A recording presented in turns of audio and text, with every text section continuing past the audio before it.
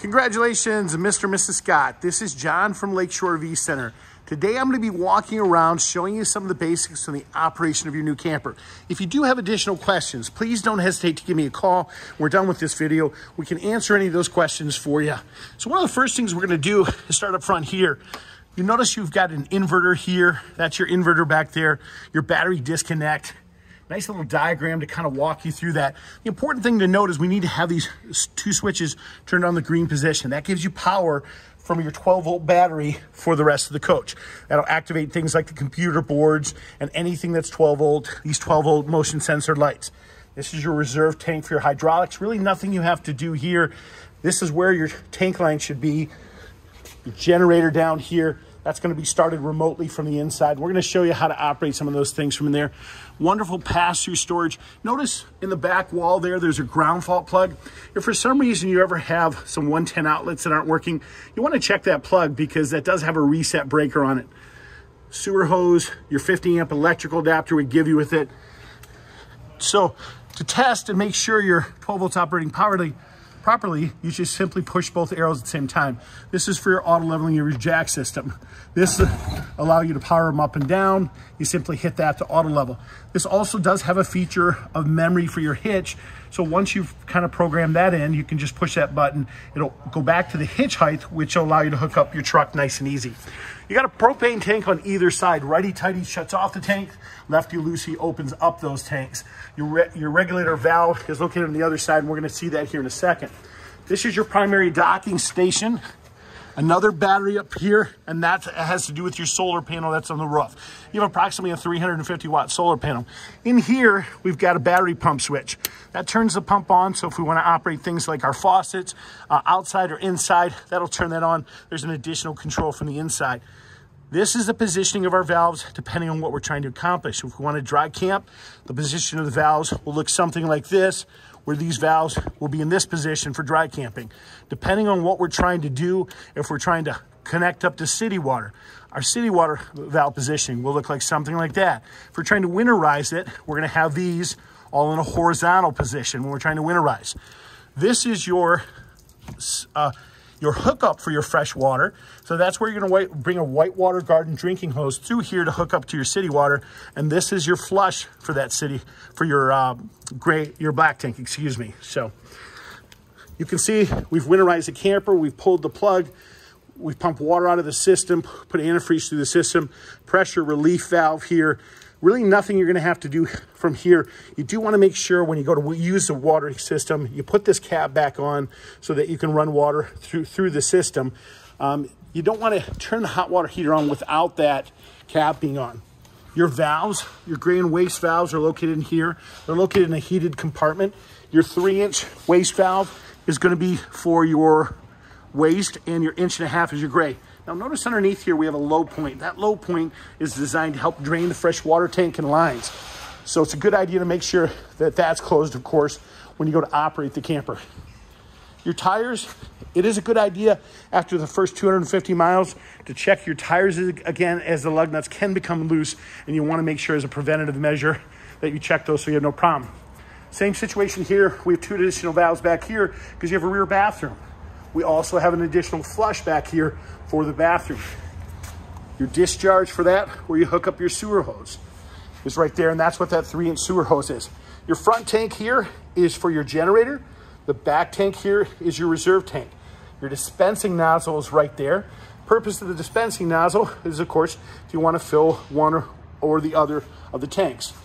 This is where you turn that on from. Your 25-foot 50-amp power cord. That's what that end looks like. Now we give you an adapter that converts that from 50 to 30. So if you want to reduce that down, of course, it's power retract. You simply push the button to retract it. Do guide the cord in, because if you don't, it can get bound up and certainly damage the cord. We've pulled your pins here as an example to swing down your ladder.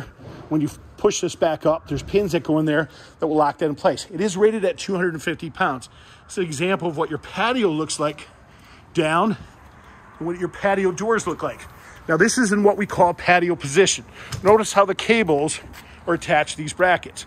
If you want to be able to angle the ramp down, you simply just pull the pin, and of course this all goes to the ground, angles it down appropriately so that you can load and unload the various items you want to. Amazing feature there. Of course, you have a power awning back here. We're going to show you a simple push of the button from the inside to roll that out. Okay, underneath here are the steps for your patio. They're locked in this compartment right here. So all you have to do is unlock that to get to those steps. Okay, we're just going to kind of go around the outside, show you the outside. The guys have done a great job cleaning it and detailing it. Then we're going to find our way to the inside here in a second and show you how things operate. We have an exterior stove on the outside of this camper. There is a quick connect gas line below here that needs to just be connected. That gas line and fitting are located right underneath here. Another low point right there, and this is a slide for your spare tire. Simply undo that knob and your tire will slide forward for you. What's important to note is, first get to the campground, this is your primary slide button. You do have to use this button here to get that slide out first, so then you can access the rest of the camper. Just use your outside TV that simply pulls out, motion sensor lights. This is that regulator I was telling you about. Now, hard to see in this dark video, but there's a little tab on top here. Whichever direction that's turned is the direction it's going to pull from. So if you turn it to the far right, it's going to pull from the far right. If you turn it to the far left, it'll pull from the left-hand side. Okay, let's walk inside now. This unit does have Canadian Arctic package, which means it has additional heating pads on the tanks and lines.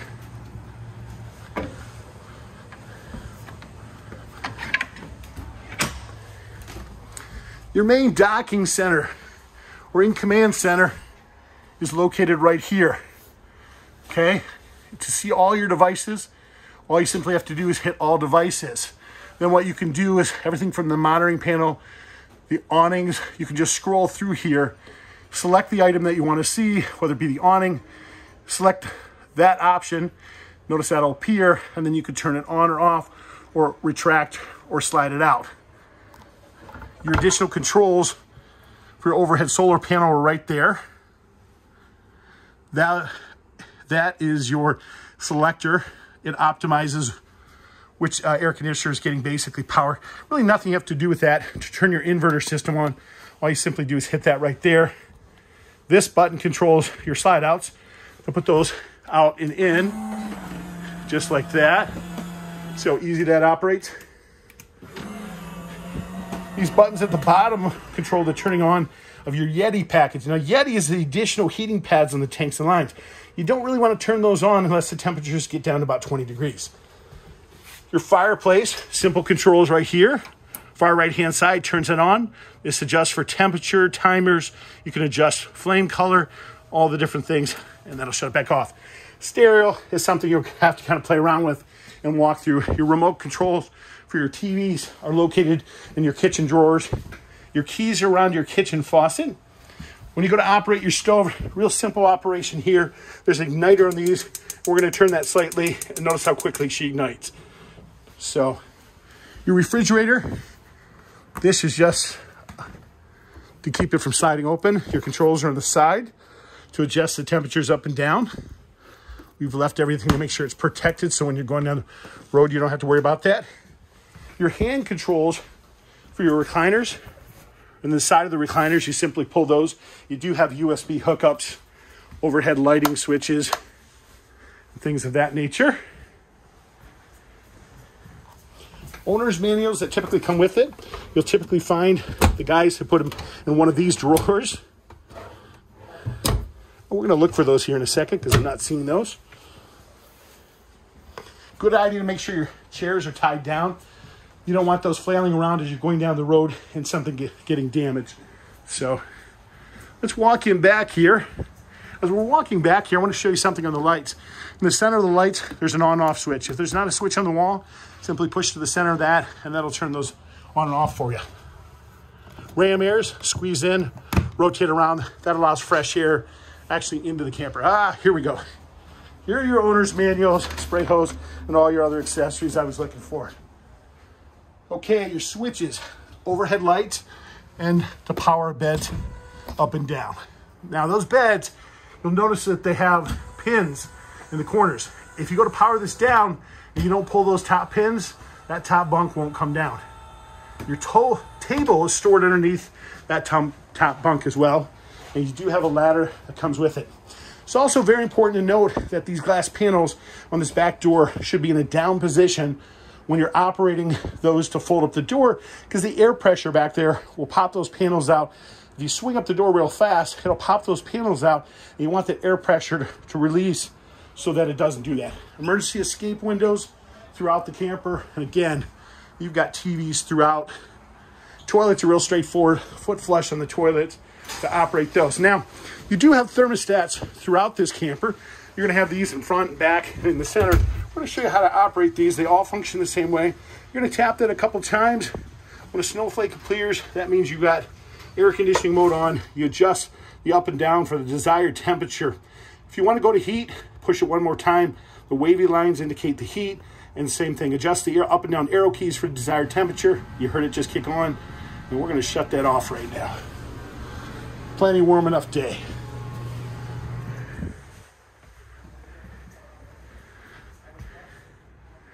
Just walking you through so you can see the whole camper and see how everything operates. By the way, is a QR code so you can scan the operation of some of these various appliances to your phone and operate them off your phone instead of using that digital keypad. Beautiful bathroom here. Once again, ground fault plugs with breakers on those. You want to make sure that those breakers are pushed out. Otherwise, they won't operate properly. Really important here, over in the far right-hand corner, notice that bottom switch. The bottom switch is what angles this bed. If you don't have this bed properly angled up all the way, this slide out won't come in. So very, very important to make sure so that this functions properly, that is angled up. Another emergency escape. Little plug there for your cable hookups, but more importantly, see the green light? The green light's an indicator to the power amplifier for your TV antenna. So make sure that's pushed in. Little button right there for that. Washer dryer hookups. Model I recommend is Splendid 2100. You can buy those on Amazon for a real competitive price. They are a great washer dryer for wringing the clothes out at the fastest revolutions. Your additional thermostat here, again, functions the exact same way. Tap it a couple times, a snowflake appears, up and down desired temperature, hit it again for heat, and then same thing with the arrows. Real straightforward, very, very simple. You guys, this is just some of the basic operation of your camper. If you do have additional questions, again, we're here for you. We'd love to talk to you. Please don't hesitate to give us a call. I want you to know one last thing, very important. Your breakers and fuses are all down here in this panel. Fuses are to the right-hand side. Breakers are behind this panel right here. Everything's marked and indicated for the various appliances for you. Again, you guys, this is John from Lakeshore RV Center. Please don't hesitate to give me a call. If you do have additional questions, you can reach me at 231-740-6225. Thank you again, Mr. and Mrs. Scott. Hope you enjoy your new RV, and we do appreciate your business.